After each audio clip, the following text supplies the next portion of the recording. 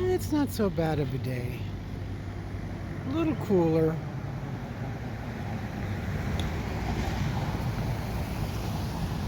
This is Union Street and Oak Knoll.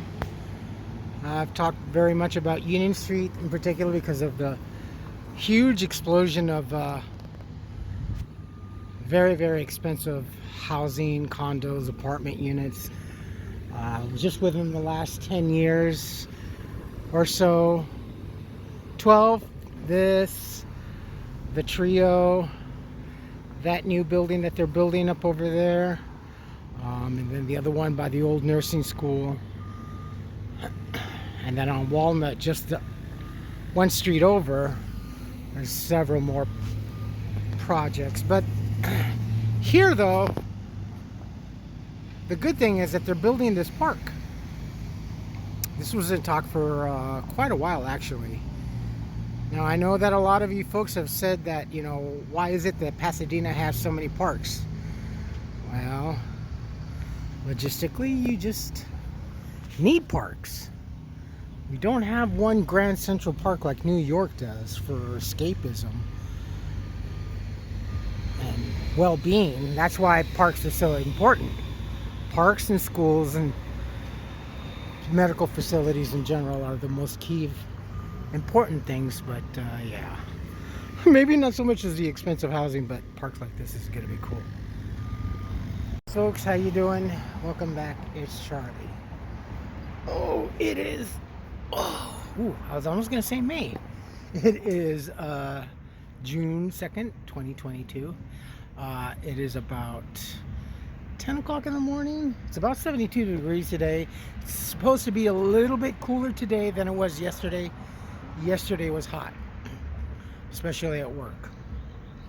Working in the kitchen, it was really hot. One of the other newer guys that started working there shortly before I did, working the line, he's coming back. He's like, God, it's hot. I go, yeah, no, I know, it's really hot. I go, and just imagine, it's just barely beginning to get hot. We're just now rolling into summer, and it was just the unofficial first day of summer yesterday.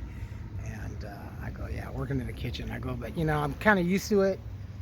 Always working retail, and food and beverage has always been my sideline other than my trade. I go, yeah, I've worked many restaurants, many cooler restaurants, but many hot restaurants with no AC. And yeah, it was, he's like, well, how do you do it? I go, I guess maybe just got used to it. He feels it more than I do because he's on the line, so he's making the food. Now, kind of trying to tell him that. I go, I'm in the back. I'm cooking the meats. Yeah, I'm next to the oven and the stove and everything, and monitoring the, that stuff. And I'll be learning the fry station, I believe. But I'm also in the back doing hot dishes, washing dishes, and in the back part of the kitchen where it gets hot. So I just get used to it, You just get used to it. You eventually do. Anyway, it is my day off. One of a couple days, so I had so many plans. I gotta tell you though, getting back after being off for a few months, it just takes a toll. I get really tired. And the breathing thing is like, now I really have to pause so much. A lot. Excuse me. So that's just it's I feel like my life is just exasperating on a quicker basis. It's just it's more intense. My breathing, my physical health is not what it used to be a couple years ago. And I know they still haven't come and said anything, because I know a lot of physicians and nurses and medical places, industry, and all haven't dare not demonize it. But up until getting vaccinated, my life, my health, other than my asthma and psychological things going on with Carla and everything, was pretty well okay, manageable. No more than a fucked up day that you have in general. You know, that was my thing at home, was with the Carla thing. But now getting vaccinated, my health is just going really crappy, and it kind of limits. And I kind of play back into my mind, you know, well, if I do somehow manage to afford a ticket to Disneyland or Universal or Knott's Berry Farm, you know, I'm thinking, God, I'm really going to be tired. Am I going to be able to make it throughout the entire day with this whole breathing thing? And it's like, yeah, it's really rough. But and the doctor, you know, just doesn't want to take a handle of this. So whenever I have problems, medical problems, and I have to go to the ER, they're the ones that actually send it. You know, they're the ones that actually signal to the doctor, hey, this guy needs some help. For the longest time, my hernia needed a lot of attention. And she's like, well, you know, Charlie, you're at the age where, you know, you need a colonoscopy and stuff like that. And a lot of those dates and stuff, the referral dates that she was giving me, were conflicting with work at Target, you know, and I had to get putting it off because I dare not take a day off from work. But I even told, you know, the one ER doctor, when my hernia really got out of hand and, you know, I needed some help from the ER. He's like, well, how come your doctor hasn't looked into this? I go, well, the same reason hasn't addressed the lung issue that Taliasis is. It's just, she says that it's no big deal. We'll deal with it when we're doing it right now. And it's always, we got to get your colonoscopy first. It's like, I'm already getting screwed in the ass. Why you want to keep putting stuff in there? So yeah, like I said in the past before, the medical here in California has gotten so much worse since the elections, and with so many people now inundating California, and as many as leaving.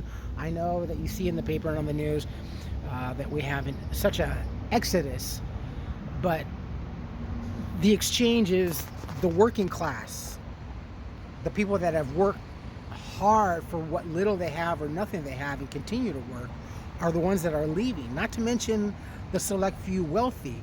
And in exchange, the ones that are coming in are the impoverished, homeless, criminal, you know, addiction, mentally ill.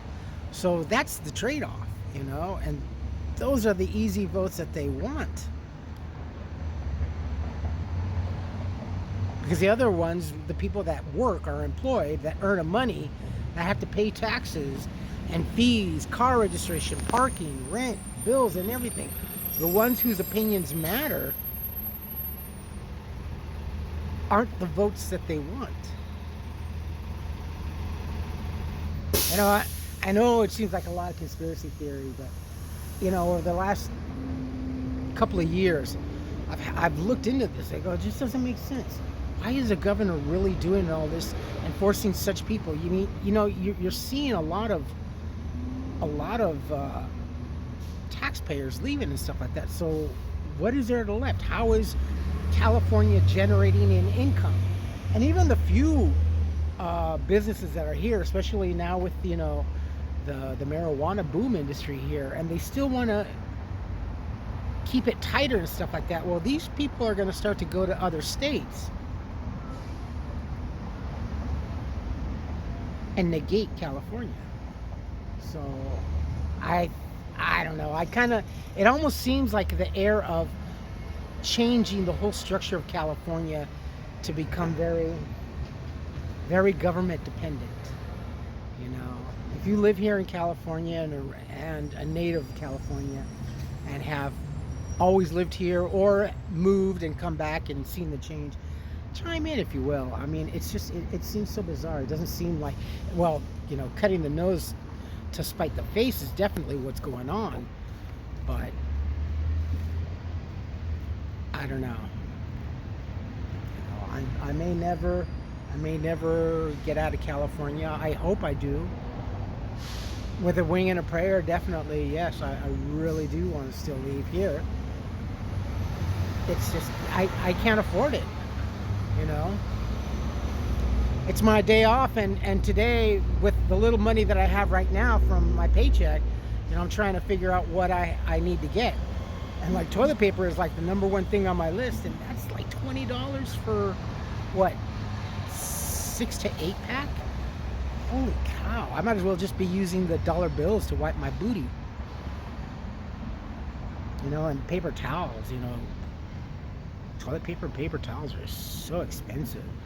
And now with the Fed saying that, yeah, we're definitely headed for an economical fucking explosion. And JP Morgan this morning, announced, yeah, we're headed there. It's reported that don't be surprised if you see $12 dozen eggs. I wouldn't be surprised. I don't know if it'll be that much, but after going to the initial lockdown and stuff like that, and for those of you that remember when I was like, it took me about 2 weeks just to be able to get a dozen eggs, and a lot of the prices were keeping me away from going there and stuff like that. And Target was always running out. This was the least expensive here to get a dozen eggs, and the store across the street was charging like $5-7 a dozen eggs. So yeah, no, it was pretty bad. So. All right. But then this is what I wanted to get a job for, so I can afford things that I couldn't ordinarily afford. Life is bittersweet here in California. It's just it's more so.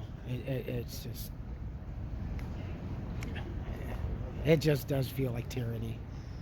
Our mask mandate got extended for another 30 days to wear on public buses and at the airport and such like that, and ride sharing. Although if you look around, there's not too many people that are adhering to it.